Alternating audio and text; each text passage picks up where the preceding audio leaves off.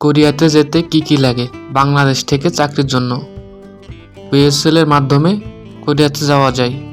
2024 সালে আপনি কিভাবে কোরিয়াতে যাবেন, এই ভিডিওতে আপনাকে বিস্তারিত বলবো।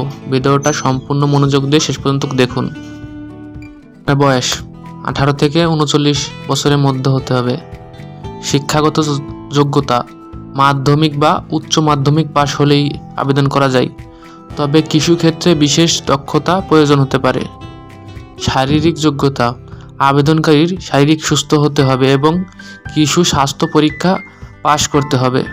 ভাষা দক্ষতা কোরিয়ায় ভাষা শেখা বাধ্যতামূলক। ইপিএস টপিক পরীক্ষায় পাশ করতে হবে। বিএসএল এর মাধ্যমে আবেদন প্রক্রিয়া, প্রথমে বিএসএল এর অফিসিয়াল ওয়েবসাইটে গিয়ে রেজিস্ট্রেশন করতে হবে। রেজিস্ট্রেশন ফি জমা দিয়ে নিজের তথ্য আপলোড করতে হবে। কোরিয়ান ভাষা শেখার পর ইপিএস টপিক পরীক্ষা দিতে হবে।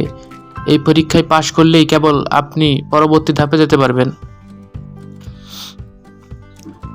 ইপিএস টপিক পরীক্ষায় পাশ করার পর একটি মেডিকেল টেস্ট দিতে হবে। স্বাস্থ্যগত সব পরীক্ষা সঠিকভাবে পাশ করতে হবে। চূড়ান্ত নির্বাচন এবং প্রশিক্ষণ মেডিকেল টেস্ট উত্তীর্ণ হলে বিএসএল থেকে চূড়ান্ত নির্বাচনের নোটিশ পাবেন। এরপর নির্দিষ্ট প্রশিক্ষণ নিতে হবে।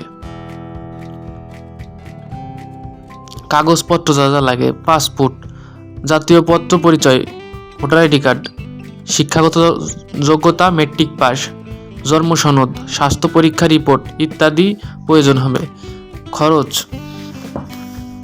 বিএসএল এর মাধ্যমে কোরিয়াতে যাওয়ার জন্য আনুমানিক হতে পারে 1 থেকে 2 লাখ টাকা লাগতে পারে আর কি। তবে এই খরচের মধ্যে বিএসএল এর ফি, বিমান টিকিট ও অন্যান্য ধরা হয়েছে আর কি অনুভুক্ত। 1 থেকে 2 লাখ টাকা আপনার লাগতে পারে সম্পূর্ণ কোরিয়াতে যেতে হলে। কোরিয়াতে পৌঁছানোর পর ইমিগ্রেশন প্রসেস করে নির্দিষ্ট কোম্পানিতে যোগদান করতে হবে। সেখানে আপনাকে কাজের পরিবেশের সাথে মানিয়ে নিতে হবে।